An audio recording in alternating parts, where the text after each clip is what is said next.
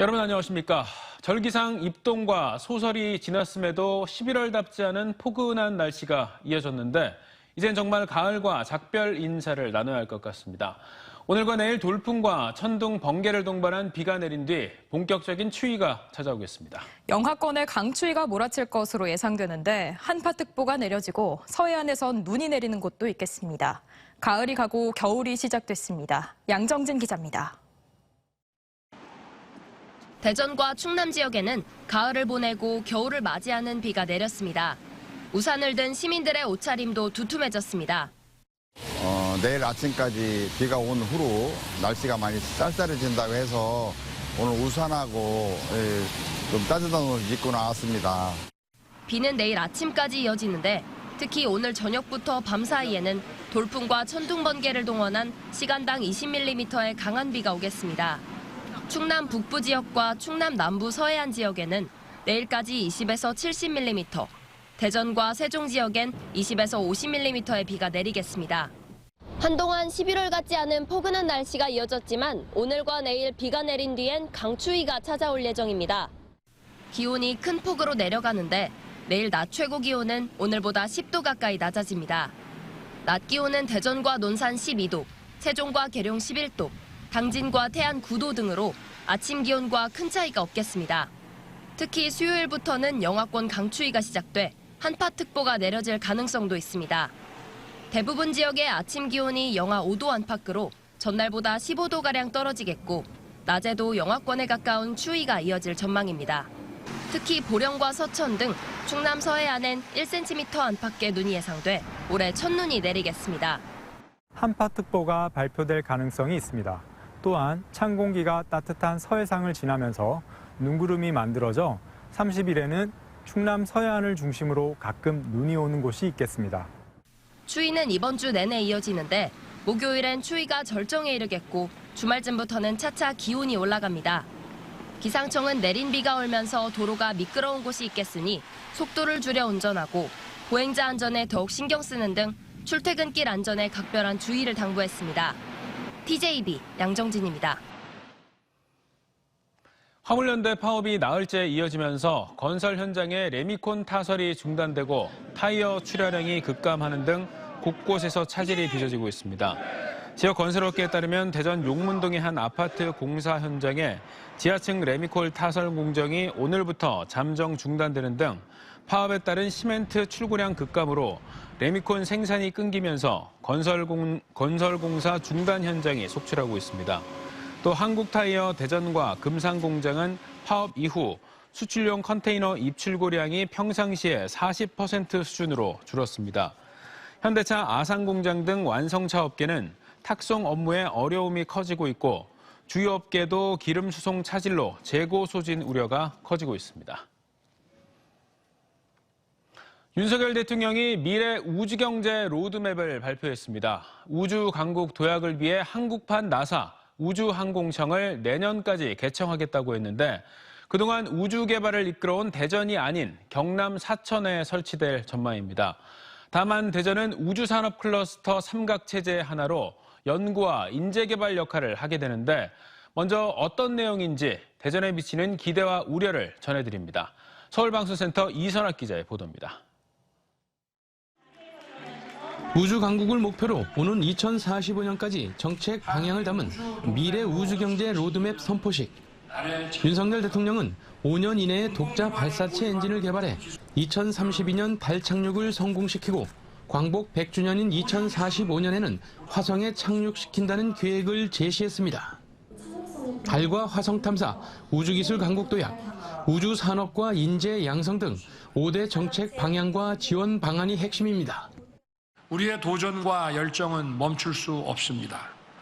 우주경제 로드맵을 통해 우리의 경제 영토는 지구를 넘어 달과 화성으로 넓혀갈 것입니다. 70여 개 국내 우주개발 기업들도 참석해 우주경제 시대를 함께 열어나가겠다는 공동선언문도 발표했습니다. 경남 사천에 전문가와 프로젝트 중심의 우주항공청을 설치하기 위해 설립 추진단을 출범하고 본격적인 개청 준비에 들어갔습니다. 추진단은 국방부와 기재부, 행안부 등 7개 관계부처와 기관이 참여하는 만큼 세종시 과기정통부 청사에 설치됩니다. 이에 따라 우주항공청 대전 유치는 사실상 무산됐습니다. 그동안 우주 개발을 주도해왔던 대전은 우주산업 클러스터 삼각체제 조성 방침에 따라 연구와 인재 개발을 맡고 경남은 위성산업, 전남은 발사체 산업을 담당하며 각 클러스터에는 미국의 나사처럼 센터가 설치됩니다.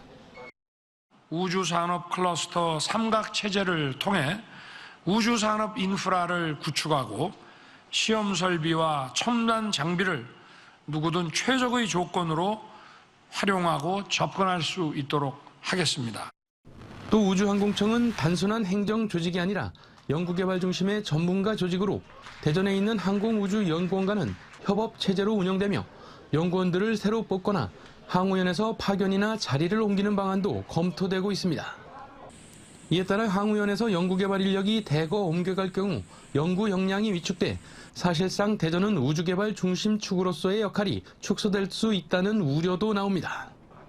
항우연의 핵심 인력과 국방과학연구소 등 관련 연구 역량을 계속 유지하는 게 관건인데 정부는 내년 안에 특별법과 우주항공청을 설립해 우주강국 도약에 본격적으로 나선다는 계획입니다. TJB 이선학입니다. 미래 우주경제 로드맵이 선포되면서 대전은 앞서 보신 것처럼 우려와 기대감이 교차하고 있습니다. 항공우주청 유치는 무산됐지만 우주산업 클러스터로 우주개발 연구와 인재 육성의 중심축이 됐는데요. 지금부터 치밀한 전략으로 관련 산업 유치 등 제 역할을 찾아야 한다는 목소리가 나오고 있습니다.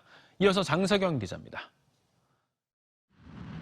2040년까지 예측되는 우주 글로벌 시장 규모는 약 1조 달러, 한화로 1,425조 원. 정부가 발표한 우주경제 로드맵에 대전시도 기대감을 나타냅니다. 우주항공청 유치는 어려워졌지만 연구와 인재개발 특화지구인 우주산업 클러스터로 지정된 만큼 주도권을 잡는 데 주력한다는 계획입니다. 핵심 축으로 성장할지 형식적 역할에 그칠지가 관건인 겁니다. 항공우주연구원 등 관련 연구기관만 13곳에 우주 관련 최고 수준의 민간 기업도 64곳이 모여 있어 핵심 역할을 수행하기 위한 조건은 충분합니다. 대전시는 시 자체에 우주산업 중장기 육성 계획을 세우고 있는 만큼 정부가 발표한 로드맵을 반영해 즉각 움직인다는 계획입니다. 인재 양성과 연구와 관련해서 저희들이 과기부에다가 저희 용역 결과를 보내드리고 그런 가운데서 우리가 앞으로 어떻게 우주 산업을 해나갈 것이다. 항공우주연구원 등 관련 출연연도 우주기술 패권 경쟁 시대에 우리나라도 컨트롤 타워가 생겼다는데 큰 기대를 걸고 있습니다. 우주 산업이야말로 가시적 성과물이 나오기까지 막대한 자금 투자와 상당한 연구기관이 필요해 정부와 지자체의 전폭적인 지원이 절실하기 때문입니다. 다만 우주항공청이 어느 영역까지 역할을 넓히는지 지켜보면서 유기적으로 대응할 방침입니다. 구체적으로 그 계획을 세우겠다고 돼 있어서 아마 저희들도 이제 그걸 좀 지켜봐 가면서 어떻게 이게 그 조직이나 이 거버넌스 구조가 될 것인지를 좀 지켜보면서 대응을 해야 될 것 같고요. 기업들도 우주항공청과의 물리적인 거리는 걸림돌이 될 수 있겠지만 항우연 등 핵심 기관이 대전에 있는 한 산업적인 이탈은 없을 것으로 보고 있습니다. 지역적인 측면은 좀 아쉬움은 있지만 그래도 우주산업 클러스터 삼각체제가 만들어짐으로 해가지고 지역 발전에도 크게 도움이 될 거라고 생각을 합니다. 우주항공청 유치는 어려워졌지만 클러스터의 삼각축으로서 주도권 경쟁이 또다시 시작됐습니다. 핵심 축의 역할을 할지는 대전시의 역량에 달렸습니다. TJB 장석영입니다. 홍성의 한 가정집에서 키우던 닭과 거위 등 고병원성 AI가 발생해 방역당국이 살처분하는 등 긴급 방역에 들어갔습니다. 해당 가정에는 관상용 닭과 거위, 오리, 칠면조 등 124마리를 사육하고 있는데 폐사 가축이 늘자 지난 26일 홍성군에 신고했고 검사 결과 오늘 최종 고병원성 확진 판정을 받았습니다. 충남도는 방역지역 10km 이내 전업규모 40개 농가 125만 마리에 대한 정밀 검사를 오는 30일까지 진행하고 이동 제한이 해제되는 다음 달 19일까지 소독과 예찰 활동 등을 추진하기로 했습니다. 정부와 충남도가 만성 물 부족을 겪는 충남 서부 7개 시군의 지방 상수도를 통합해 운영하기로 했습니다. 환경부와 행정안전부, 충남도는 지방 상수도 통합 추진 협약식을 갖고 보령과 서산 서천, 청양 홍성, 예산 태안 등 충남 서부권 7개 시군의 상수도를 통합 운영하는 한편 이를 위한 법 개정 등 관련 규정에 대해 정비한다는 데 합의했습니다. 충남 서부권은 매년 여름이면 강수량 부족으로 보령댐의 수위가 낮아지면서 제한급수를 하는 상황이지만 각 시군의 급수 인구가 적고 규모가 영세해 장기 투자가 어려운 만큼 상수도 통합 운영이 필요하다는 지적이 제기돼 왔습니다.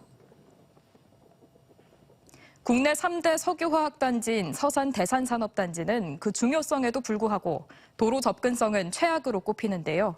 20년 가까이 추진해온 고속도로 건설 사업이 기재부 타당성 조사를 통과하면서 대산산단 접근성이 크게 좋아지고 안전사고 위험도 줄어들게 됐습니다. 강진원 기자입니다. 대산 석유화학단지를 나온 대형 차량들이 전국을 향해 출발합니다. 우선 고속도로에 진입해야지만 가장 가까운 서산 IC까지는 40km, 도심을 지나는 2차로를 꼬박 1시간을 달려야 합니다. 여수, 울산과 함께 국내 석유화학 산업을 이끄는 3대 전진기지지만 접근성은 최악으로 꼽혀왔습니다.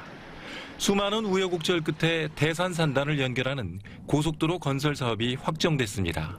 대산에서 서해안선 당진 분기점까지의 새 고속도로 건설 계획이 기재부의 타당성 재조사 심의를 통과한 겁니다.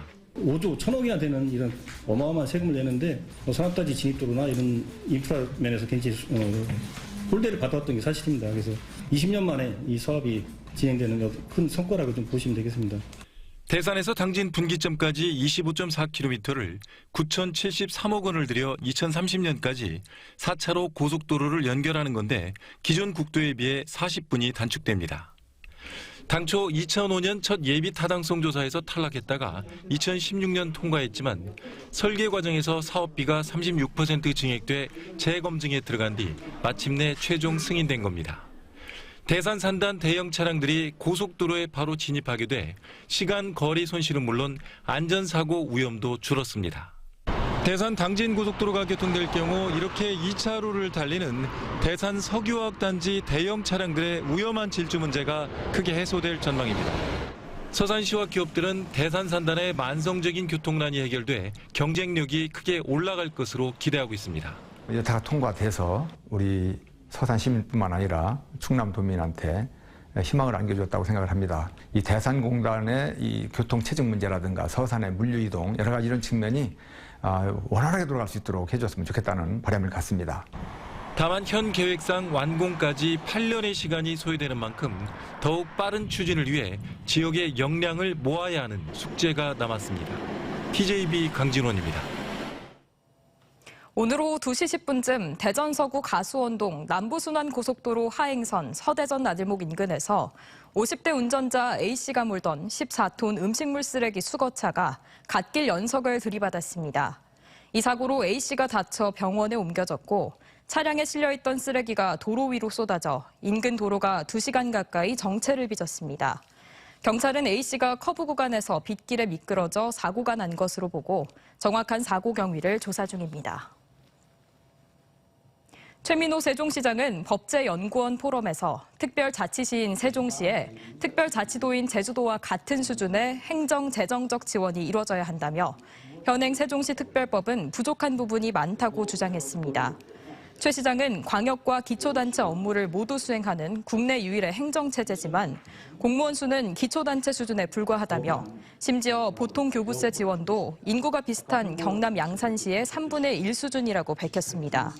또 제주특별자치도에는 정부 간섭이 최소화된 자치권이 부여되는데 세종시는 행정특례가 없다며 자치권 확대를 촉구했습니다.